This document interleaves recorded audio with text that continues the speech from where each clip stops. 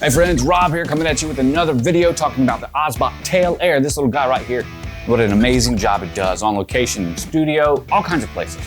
I want to share with you a story about how I went and recorded this awesome band out of Big Woody's called Kaboombox. They're a local Virginia cover band, and it was really exciting. We used 3 of these ObsBot Tail Airs plus a crowd camera. We'll talk about all these things and I'll share with you how I got sound, all that kinds of stuff into the video as we go on. If you do like this content, like and subscribe. Don't forget to share with your friends. Send me a cup of coffee using one of the affiliate links below or Amazon, and I will catch you guys on the flip side.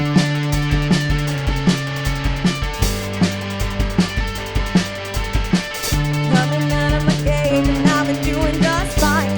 Gotta be down because I want it all. Starting out with a kiss, and it ended up like this. It was only a kiss, it was only a kiss. Now I'm falling asleep and she's calling a cab while he's having a smoke and she's taking a drag. Now they're going to bed and my stomach is sick and it's all in my head, but So I want to answer this question up front. If you're going to use wireless NDI, Wi-Fi NDI with YOLObox and Tail Air as a combination, everything is going to be dependent upon your network.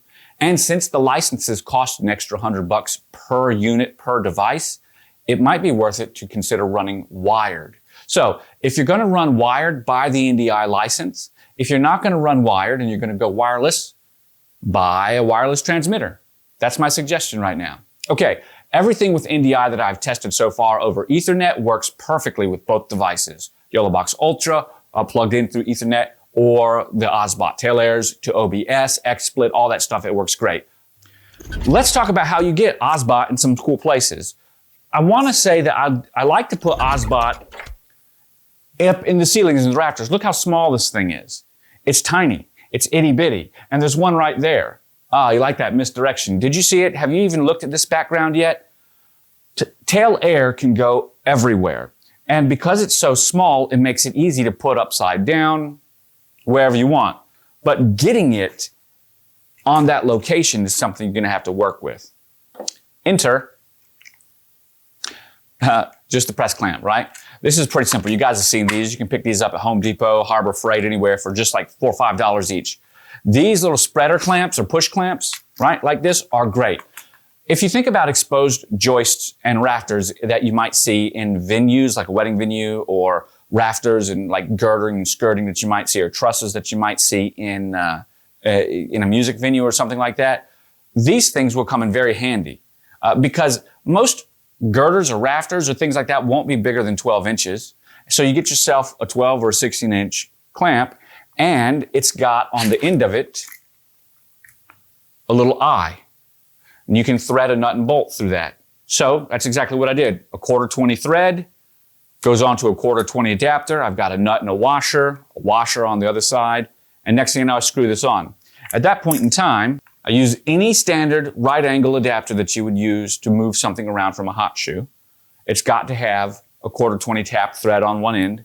These are a dime a dozen. You can get them for $5 all day long over on Amazon. Don't pay $50 or $30 for the all aluminum ones. It doesn't make any sense.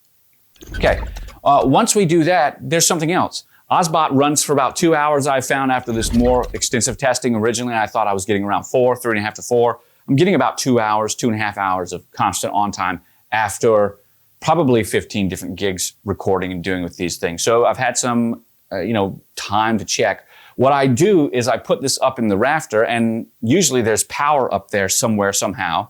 And if you have to run a power cable, you do. But then I can just plug ObsBot in and turn it on. I have had no problem with having the Tail Air turned on. I'll go to a venue at 3 o'clock for sound check at 8:30. I'll set up ObsBot Tail Air, connect to the venue's Wi-Fi so that I can change the settings on the camera, right? And then walk away. And it's plugged in and it'll just stay that way until I show up at 8:30 at sound check. They're still on, they're still going. Good to go. Now, let's talk about video, right? So before I talk about the people pleaser, my crowd cam, this huge thing right here. This thing right here, it makes money, man. It makes money all day long. Adding ObsBot Tail Air makes money. Adding YOLObox makes money because these are all things that have real appreciable benefits to your clients. They see it immediately. But before we get into that, if you have a post-production workflow, which many venues probably won't care about your live streaming, or at least not right up front. I found sometimes venues, especially bands that are very specific on image, they won't want a live stream, but they want excellent video. So what do we do to get that excellent video? Well, we just turn on ObsBot and record. It's as simple as that. Now, ObsBot's going to record in 4K. We're not transmitting anything this time. And we can control ObsBot from an app on our phone, the Tail Air app, ObsBot Start App, or from the remote control.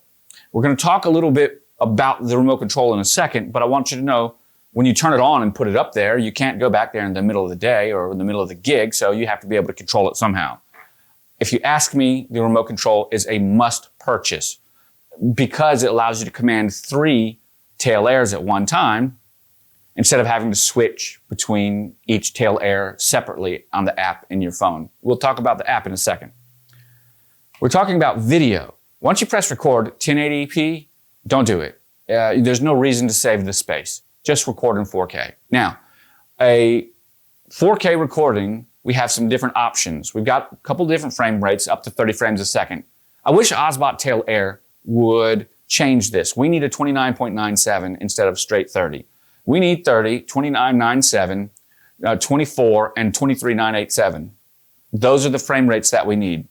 Because if you don't, the recording, when you sync later in post, will have an additional frame. We need the drop frame rate for NTSC regions. So I hope that ObsBot Tail Air can implement that in a firmware upgrade. I will suggest that to them later. There's another thing. ObsBot Tail Air has audio drift compared to other cameras because of 2 reasons. Number 1, 30 frames a second as compared to 29.97. And if you're using 29.97 and using 30 frames a second in audio to sync, at the end of a 10-minute clip, you're going to be 2 or 3 seconds out of sync on the end. If you know, you know. If you don't know, trust me until you find out. And you're going to ask me, how do you fix that? Adobe Premiere Pro, you just interpolate the footage as something else. So it'll take that 29.97 or that 30 frames a second for ObsBot and apply a drop frame rate to it. You have to tell it to do that and tell it to make sure the audio is good. But ObsBot Tail Air, also in an attempt to keep files small, compresses the audio. So you're getting a 4800K sample rate audio that's compressed. It appears to be 24-bit, although I could be mistaken. I'm still checking. I think it's 24-bit, but I don't know for sure. It might say 24-bit, but I'm not convinced yet. The audio is good compressed. So by the time you compress the audio and then have it assigned to a codec that you're not shooting in, like the frame rates don't match up, you can have audio problems. Now, the fact that the audio is compressed doesn't matter so much, but for syncing it does, because if the issue in syncing is coming from any of those places, then you're going to have a headache after a 6-hour gig, right? Because you're going to have to go in and manually sync that stuff up even after you attempt to do some kind of synchronization through audio channels in Premiere Pro, Resolved, all that stuff. So these are things or problems that you're going to run into. How do you fix it? Well, you can easily fix it by just shooting in 30 frames a second on all of your devices, because then you're matching ObsBot. Or ObsBot could implement that fix. Like sometimes you're not going to shoot in 30, so your camera may not support straight 30. It might be 30 frames a second, but it's really 29.97. Let's talk about that video codec. The codec has 3 different recording rates. You've got a high, medium, and low. And it can record up to 100 megabits per second. On high, I get averages between 80 and 90 megabits per second. On medium, I get around 50. Never shoot medium. The video's not worth it. It's not worth it to my eyes. Now, I'm okay with error correction for my cameras later, like doing stuff to bust noise and sharpen video. I don't like the artifacting that is happening with the medium resolution bitrate. When you choose that quality, just don't do it. It appears, it looks like AVC HD at 50 megabits per second. It looks terrible. I don't like it. The higher bitrate stuff still looks good. And actually it looks really good. In fact, I was so extremely surprised to find how much I did not like the look of the medium stuff. Now, where does the medium stuff look bad? It looks bad in the artifacting, right? So in areas where there's motion blur and things like that at a band where people are jumping around, you'll begin to see macro blocking. Now, it's true, you have to really look for it, but that's what I do. Because I've got a product to deliver, it can't look bad. So I would never use that because it has those artifacts. So I'm suggesting you don't use it. Auto exposure and autofocus. The camera does a very good job in bright flashing lights of lasers that are strobing on a concert day. Yeah, it's a little crazy. Sometimes it can get a little messed up. That's a little bit of the fun of it. And I think that makes it organic and look real. Does it happen a lot? No. Sometimes when stuff hits the skin, like really bright lights, you can have a blown out section. That could happen with any camera, but obviously a higher end camera will have a bigger dynamic range to help you protect from that. Plus ObsBot's up there. You can't really control it except from the app, which again, we'll still talk about later. It's so fiddly to try to control from the app. It's just a whole thing. So you have to make a decision. In a previous video, I had said, turn auto HDR off. I don't think after seeing several different videos, and you've probably seen some examples by now, I think you just turn exposure control on, automatic exposure on, and you might turn HDR on, but pull HDR down, pull the exposure compensation down by -1. I don't like setting it up to just let it do its own thing and then come back and find there's a problem. So I've been trying to work how to get rid of the washed out skin when working with bands with really bright lights. That's my experience. For your experience, on a wedding, there's not a lot of bright lights. Not at the ceremony. You won't have this problem. But if you're in my shoes, what I'm saying is that my thought process on this is evolving, and now I'm figuring that maybe the auto HDR, the best overall image, we're talking overall, not one particular set. But because the lights change, especially at nighttime, because the scenes change, probably auto exposure is good. -1 if you're going to use HDR. It's where I'm feeling right now. I'm not 100% sold either way. I'm not disappointed, but I do think between the two, if I had to have a disappointment, if I had to say one thing I didn't like, between the two, would I prefer auto HDR or would I prefer the medium codec? I'd prefer auto HDR. The medium codec at 50 megabits per second about. We're still talking about cameras. This is the beast. Okay, so this right here. People ask me all the time, Rob, why would you use a camcorder? This is not about camcorders, but there are a couple of things. First of all, I don't know what your experience with camcorders are or what you're really trying to get, okay? Does a full frame camera like my Panasonic S5 produce a better low light image overall? Sure, it's got a bigger sensor. There's a lot to it that goes on there. Can I fly that or hang that or put that on a rig like this and use it? I sure can, right? What's the difference? I think it's user preference for most of us. If you don't know that you need a camcorder, don't ever get one. When you need a camcorder, it's the only thing that'll do the job. Okay, now, I use camcorders because I absolutely love the flexibility that I get from everything that's built into this one piece of equipment. I don't care that it's built out big here. You've seen I've got smaller ones. When you have something like this, there's nothing it can't do right here. There's more options that it can do for you between audio, connections coming in, SDI connections coming out.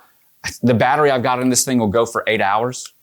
8 hours, no recording time limits, and then a zoom lens that goes from 24 to 600 millimeter and 35 millimeter equivalent. Of course, this is a 1-inch sensor. Oh man, that just threw half of you there. You're gonna use micro 4/3, but 1 inch is no good. A 2 times crop factor compared to a 3 times crop factor. Man, it's really not that big of a deal. And I gotta tell you, it's not that big of a deal. The size doesn't matter. Now, size matters sometimes. Sometimes there's only one tool for the job. But that is a very minute time. And the type of capability that I get from this works great. Now, there is a second reason that I use this. Not only do I like it, but there's a lot of weight here. Because there's a lot of weight here, there's actually more control and stability. A little light camera on a gimbal like this or something, there's a balancing act. So by the time you get this thing put together, there's a lot of weight. And this Xinion Crane 3S, which has always irritated me, but works a treat with this setup, it'll run for 12, 14 hours on one set of batteries with this from it. I've done it. Okay? Yeah, on. It's crazy. Here's what it does at a venue. It puts dollar bills in your pocket because everyone sees you working. And they see all the different types of things that you can get and can do, and you are immediately no longer a dude with a camera. Okay, so some of you are going to mistake what I just said. Some of you are going to say, oh, it's just a prop you're using. Nope, you haven't looked at any of the other videos I talked about. You have no idea what you're talking about. When you get into camcorders and you go down that rabbit hole, you won't ever turn back because they're so versatile. They do so many things. It's just like it's everything all in one. And the video is beautiful out of this Panasonic AGCX350. And some people ask me, should I get the HCX2 or the HCX20 or the AGCX350? If you don't need SDI or something like that, get the HCX20. If you don't need the 4K 60 and you don't need that 400 megabit codec, get the the X2. I think the X2 actually does have 4K 60, but you don't get some of the different codecs. There are some reasons to still purchase the AGCX350. It's the big granddaddy. There you go. I answered your question now.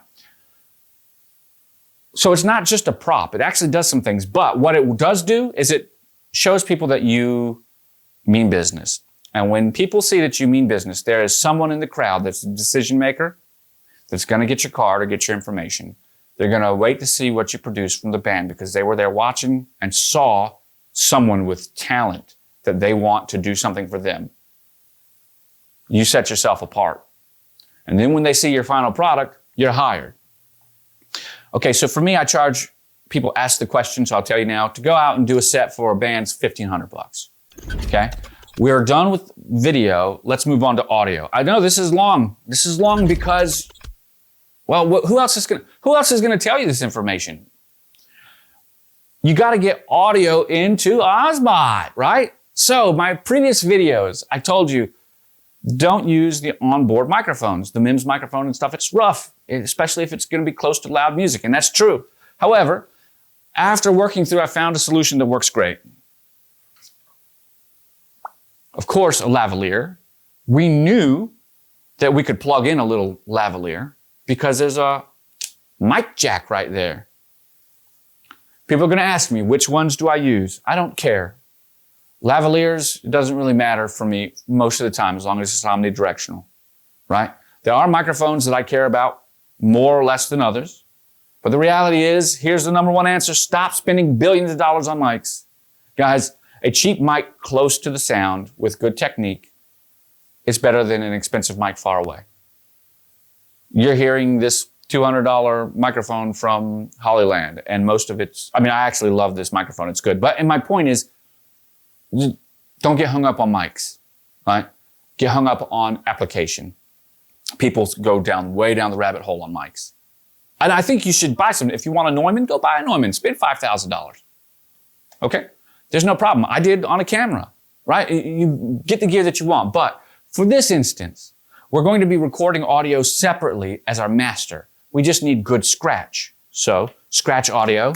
Well, I'm not picking that up. Scratch audio is going to come from the lavalier mic. So, remember, this is hung somewhere. And once you put it up, all you do is let it drop. Most of the time, these little guys will have some kind of clip, right? Or Velcro. You just attach it around there so that it doesn't rattle on the bass, and then it just drops. Now, it's going to pick up the room tone, everything in the room, which is great. Because what will happen later is, when you sync that audio to your master audio, your video will then properly sync like we talked about earlier. If you're recording in 30 frames a second, then interpolate the footage to 29.97 unless you also record it on your other cameras at 30 frames a second. I'm just sharing that with you so that you don't get lost in synchronization issues. Now, the other thing you need to do is make sure that you're adjusting the volume on each one of the devices properly. So if it's loud, go in on the app. We're going to talk about the app, I promise. Go down and adjust the volume with the little slider so that it's not blown out so you don't have overmodulated audio. You can get master audio a couple of different ways. Straight into something like the Tascam Camcorder Capture X8 or the Zoom F6, H6, all of them. They just plug in. You just get a main soundboard out. There you go. Bob's your uncle. If you're also interested in doing a better master at the same time, you could use something like the Tascam M12 or M16, really the M16 or the Behringer X18 or the XR16, any of them, any of those boards. But what you're going to get with Tascam and some Zoom products, but I prefer Tascam over Zoom in this instance. But that's a preference thing. You choose the one you choose. If you're going to use a board like this is a complete DAW-less workstation, and it records up to 12 inputs, the M12, right? Same with the M16 or the Model 16 or the Model 24, up to 24 inputs at one time. To record the whole band for Kaboombox requires 17 mics, 17 inputs. So the M12 wouldn't do it. But the M12 could do it with this as a pass-through. So I've got 6 additional inputs here. That's how I would do it. I'm not talking about that right now. What I am saying is that if you get those devices, then you want to get one that also has a multi-track recorder on it. Many times soundboards just run sound from one place. They're just routing and they do all the great things they do. But you would want to record. Now, this is where something really interesting happens. If you ran all your sound through here and then use something like the Hollyland, which is a wireless transmitter, you could very easily clip the Hollyland to an L bracket next to an X-Air and then plug the output into the X-Air, I mean not the X-Air, the Tail Air, and then you could run the output wirelessly from there into here, which is what I do a lot of times with my cameras. You see, I'm sharing with you sync options that fix the problems up front. Oh my gosh, mind blown. It just comes from doing it. If you haven't done it before, you've done it. And if you have done it, you probably stopped watching this video a long time ago because you already knew all these things. I guess the next thing I'm going to talk about is finally the app. Goodness. Well, I'm not opening it up right now. I'll show some B-roll or something. The app is well designed. It works well for one unit. For multiple units, it's no good. You have to constantly switch. It's between 10 and 12 seconds to go from air to air to air, from camera to two to camera to two. That's tough. I hope that Tail Air, ObsBot comes up with a unified app.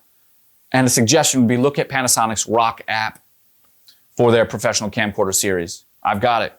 You cannot monitor anything through them, but you can sync up to like 5 cameras at one time and change all their settings.